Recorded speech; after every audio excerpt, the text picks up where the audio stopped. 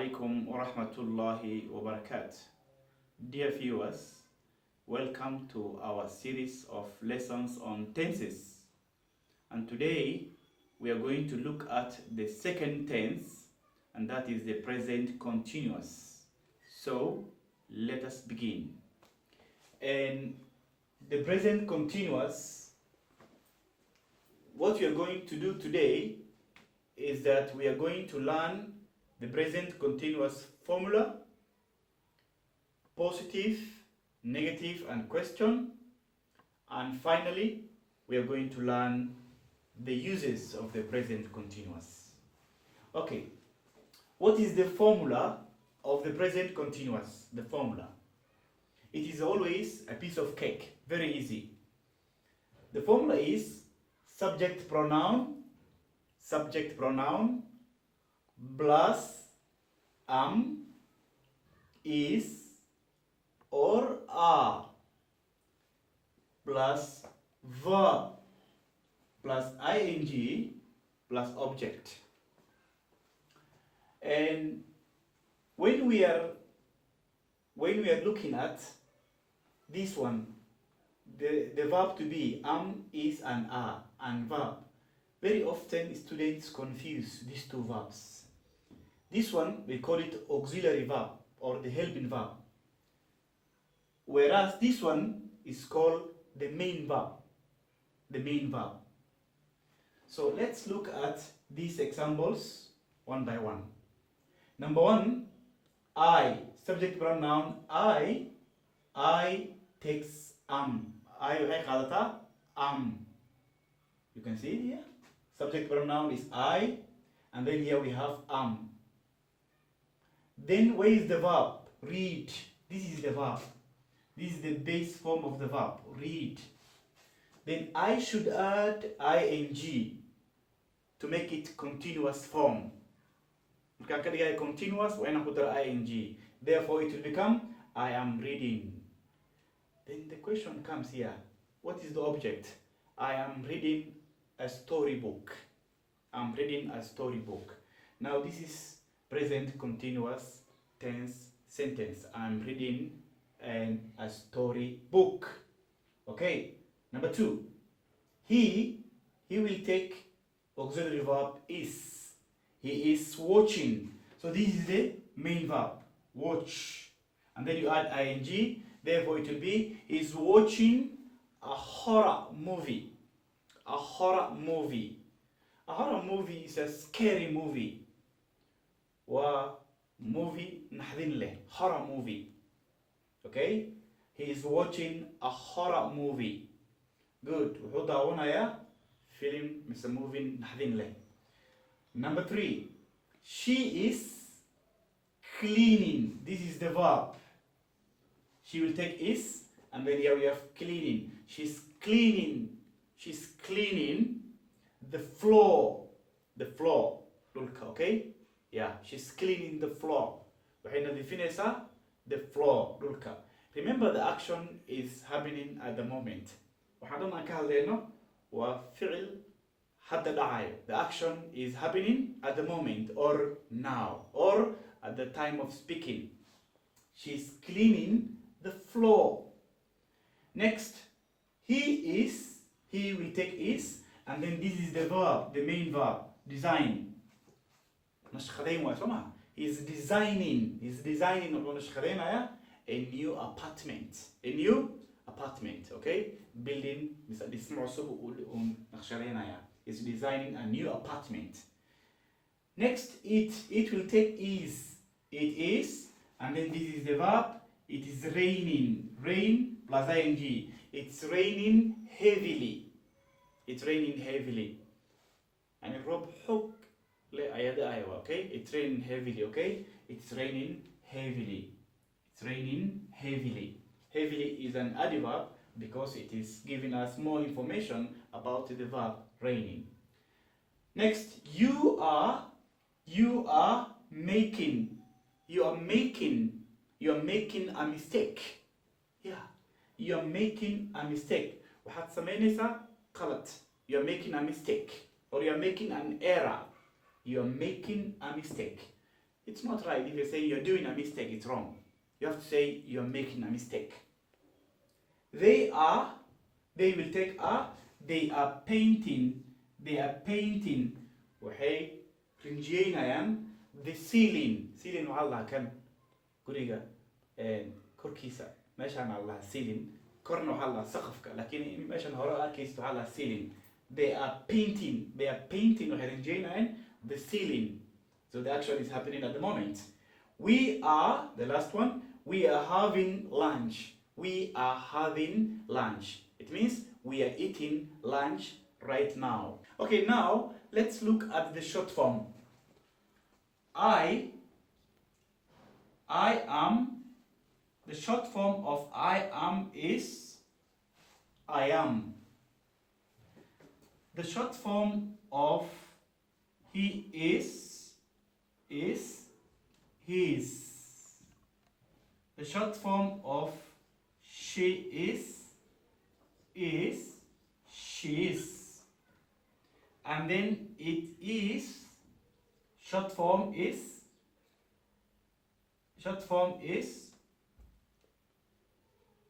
it is. And then you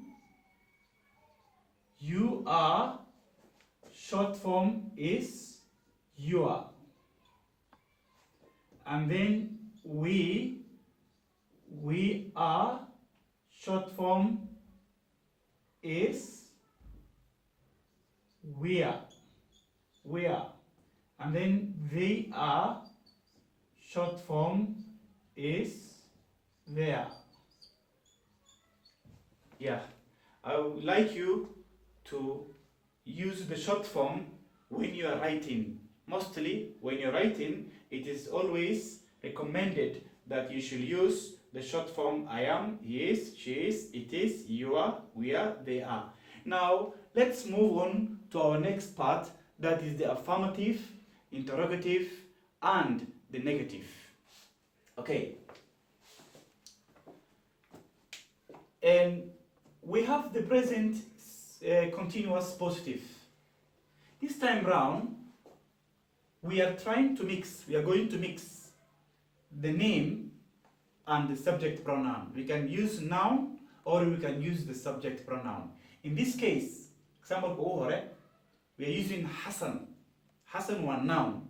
It's not a subject pronoun. So labadu waa la ogol yahay marka in la hado he na waa dhigi kartaa, Hassan na waa qaadan kartaa. Okay, aan fiirino marka example Hassan is editing. Hassan is editing a video. Hassan is editing a video. Yeah, Hassan wuxuu edit gareynayaa video. Okay, what is the negative?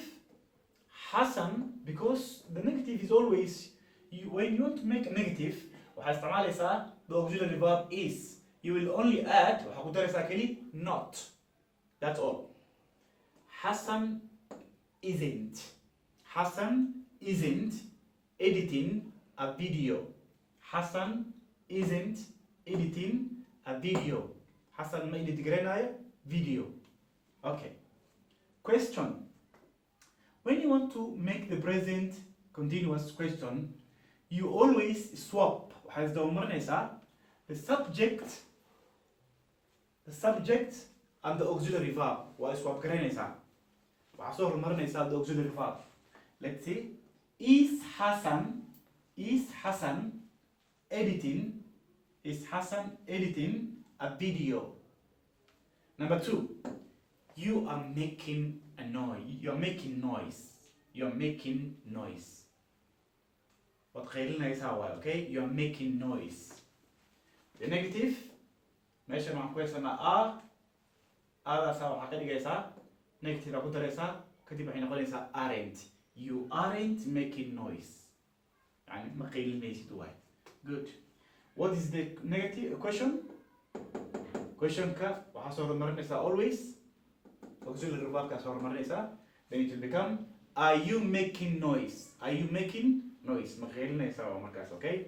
Number 3. They are wearing. Waxay xiran yihiin masks. masks. Nowadays, and you should wear mask to avoid COVID-19. So they are wearing masks. waxay xiran yihiin masks baasha wajiga lagu duubto. The negative is are, you will make it negative, you will add only not, therefore it will become they aren't wearing masks. Ma xirno masks ma xirno. And the question is, are they wearing masks? Are they wearing masks? Miyay xiran yihiin masks. Very good. Number 4. I am waiting for the results. I'm waiting. Waxaan sugayaa for the results. Very often, some learners usually forget the preposition for. If you say I'm waiting you, that is grammatically incorrect. You should say I am waiting for you. Wayna for isku dartaa markasto. I'm waiting for the results. Waxaan sugayaa natiijadan sugayaa. The negative is I am not waiting for the results. And then the question is, am I waiting for the results? Moving on to number 5, she's cooking rice. She's cooking. Waxay karinaysaa rice, bariis, okay? Negative, isn't. She isn't cooking rice.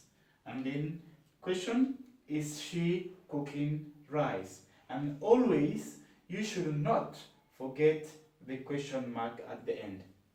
Okay, number 6, that is the last one. We are using computers. We are using computers. Negative, we aren't using computers. Mr. Malin computers, and then are we using computers? Now let's move on to the uses of the present continuous. Okay, and useska misa isticmaalka tensiga waxa ugu muhiimsan always qofka markuu baranayo tensiska, because hadduusan garanaynin tensigan qaabka loo isticmaalo, waqtiga la isticmaalayo, hadduu barto formulaha iyo negativeka iyo equationka waxa uma tarayso. Waxa ugu muhiimsan qofka la doonayo inuu barto, qofka waxa laga doonayo inuu barto waxa waaye useska, priorityga mise mudnaanshada koowaad waa inuu siiyaa useska. Now let us see the uses. The present continuous is used to express or is used to explain, number 1, an activity that is happening now. An activity waa shaqo mise hawl that is happening now, hadda socoto. oo wax hadda dhacayo waqti xaadirkan wax hadda socdo waayo, okay? For example, look at these 2 examples. Don't turn the TV off. Don't turn the TV off. You can also say, don't turn off the TV. Yeah, this one we call it a separable phrasal verb. Separable phrasal verb. We will learn that one later on. Don't turn the TV on. TV has the meaning. Why? I am watching it. This is the present continuous. I am watching it. I am watching it. Good. So it means that the action is happening now. Another example, you can't speak to Nadia. Nadia is a name, a female name. You can't speak to Nadia. She's having a bath. She's having a bath, which means she's having a shower. Gabadhan shower ay qaadanaysaa mise way qubaysanaysaa, lama hadli kartid waay. Minaa waqti xaadirkan howl kale ku jirtaa, she's having a bath. So that is the first use of the present continuous. The second one is an activity waa shaqo or situation xaalad that is now true but isn't necessarily happening at the moment of speaking. However, shay hadda dhacayo laakiin bishardi aan ahayn inuu hadda socdo waqti xaadirkan hadda hadlaysid. For example, don't take that book. don't take that book. Why are you denying me? Jama is reading it. Jama bugan akhrinayo. معناها waxaa waay jaamac haddana lama joogo laakiin buuggan asagaa weli akhrinaaya muu dhammaynin weli laakiin jaamac hadda ma fadhiyo buugga ma akhrinayo laakiin buugga weli muu dhammaynin. So that is what it means, that an action that is happening around now but perhaps not at the moment of speaking. That's what it means. Another example is, I am doing a French evening class this year. Yeah, you started the course kwa bilawday, welina waa wadaa. Let's say today is Sunday, you are at home and you are not at the university, ma joogto university, but the course is still going on. Course weli ku socdaa. So marka waxaa leedahay waxaa isticmaalaysaa present continuous. Waxaa leedahay I'm doing a French evening class this year. So the action is happening around now, haduu dhacaya, but is not necessarily happening at the moment of speaking. Shardi ma inuu waqtigaas hadliis dhacayo actionka. Okay. Number 3, a temporary activity. Temporary is the opposite of permanent. وقتي short time waa temporary. Okay, waa activity mise shaqo aad sameynayso xilli yar mise xilli kooban. For example, we can say Abdi is a student. Abdi waa arday, but he is working as a waiter during the holiday. See, iskuulka markii la xiro hotel ka shaqeeyaa, laakiin iskuulka markii la furo shaqada hotelka wuu istaajinaa, wuxuu aadayaa iskuulka. He is working as a waiter during the holiday. Another example is like this. I am living with friends. This is the present continuous. See that? I am living with friends. This is a temporary activity because this action will last for a short time until I find a place of my own. The moment you find your own house, then you will move to your own house. waxaan la noolahay saaxiibadeyda ilaa aan ka helayo meel aan ku noolaado. The last one, the present continuous, is used to express a bland future arrangement. It is somehow funny because ardayda waxay u haystaan present continuous inay ka hadasho keli wax hadda dhacaya. Sometimes waxay ka hadashaa future arrangement, wax mustaqbalka aad balan garaysay. Mustaqbalka dhow, the future arrangement must be must not be long time future arrangement. That's why we call it the present continuous for the future plan. Let's see. I'm having lunch with Ahmed. Up to here. La imeshan kamarisit. I'm having lunch with Ahmed. From here to here, the action is happening at the moment of speaking. The moment you add tomorrow, which is time reference, which is time expression, the action will be present continuous for the future plan. So I'm having lunch with Ahmed tomorrow. So marka waxaa ku daraysaa on waqti aan la gaarin bas say kugu noqoto planned future arrangement. Another one, she's traveling next week. If I see here, if you add here, when you look at this one, she's traveling, it means the action is happening now. But if I add next week, that is time expression in the present continuous, then it will become the present continuous for the future plan. So I would like to remind you that this is the most important part. Make sure you memorize, you read and understand. And I would like to remind you that we have another channel and it's called Hassan Abdi Technology. That is the channel of my colleague who is my editor and at the same time my cameraman. You can find the channel on YouTube, so I would like you to visit that channel and learn more about computers, and I would like you to subscribe. And that's all about our lesson, and thank you very much for watching.